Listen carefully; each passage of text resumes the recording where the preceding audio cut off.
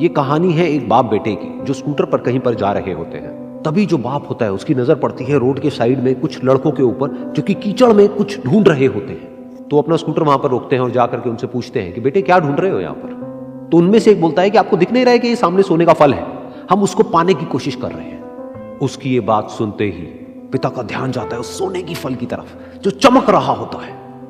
फिर उनके माइंड में कुछ इमेजिनेशंस बनने लग जाती हैं कि काश ये जो फल है ये मेरे बेटे के पास में आ जाए तो ना सिर्फ उसकी बल्कि मेरी भी जिंदगी बदल जाएगी।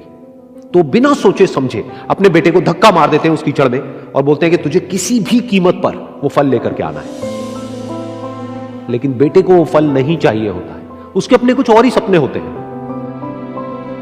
वो बहुत कोशिश करता है अपने पिता को ये समझाने की कि मेरी खुशी इस फल में नहीं है, मेरी खुशी कहीं और है, मेरे सपने कुछ और है।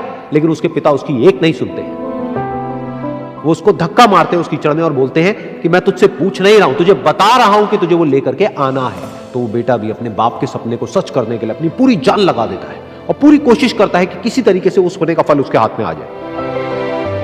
लेकिन जैसे जैसे वो हाथ पैर मारता है उस फल को पकड़ने के लिए, वो और नीचे धंसने लग जाता है और फिर जाकर के उसको समझ आता है कि ये कीचड़ नहीं है, ये दलदल है।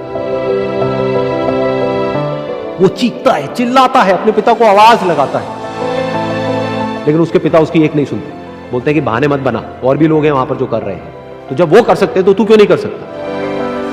तो एक बार वो फिर से कोशिश करता है और अपनी पूरी जान लगा देता है, लेकिन उसके बाद भी उसके हाथ में कुछ नहीं आता है और वो धीरे धीरे नीचे धंसता चला जाता है और मर जाता है। तब जाकर के उसके पिता को एहसास होता है कि उससे कितनी बड़ी गलती हो गई।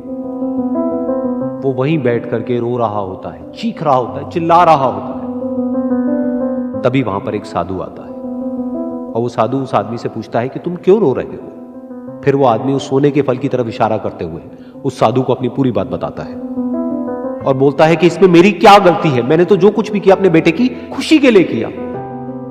तो वो साधु उस फल को ध्यान से देखता है और उस आदमी को कहता है, जिस सोने के फल की वजह से तुमने अपने बेटे को गवा दिया, कम से कम एक बार ध्यान से उसकी तरफ देखा तो होता कि वहां पर कोई फल है भी या नहीं।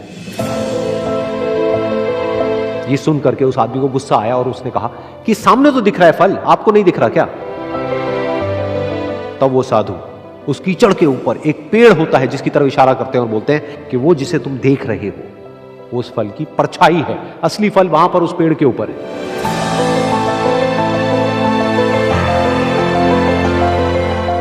फिर वो साधु उस आदमी को बोला कि अपने बेटे को जबरदस्ती धक्का देने की बजाय और उसको बताने की बजाय कि तेरी खुशी किसमें है, अगर तुमने उससे पूछा होता कि बेटा तू बता तू क्या करना चाहता है और तेरी खुशी किसमें है, तो ना सिर्फ तुम्हारा बेटा जिंदा होता बल्कि हो सकता है कि उसके हाथ में वो असली सोने का फल भी होता।